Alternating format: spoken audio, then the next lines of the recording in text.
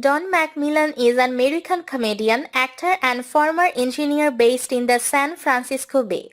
In the July 26 episode of America's Got Talent, McMillan was featured as part of the auditions and will be moving on to the next round. His former chief designer has been entertaining audiences with his one-of-a-kind, PowerPoint-driven comedy performance for almost 20 years, and now he is appearing on America's Got Talent.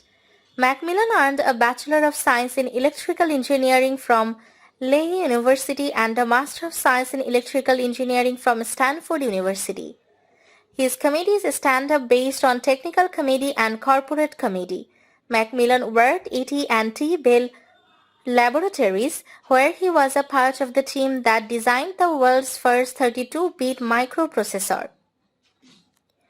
He then moved to the Silicon Valley, where he worked at VLSI Technology as a computer chip designer.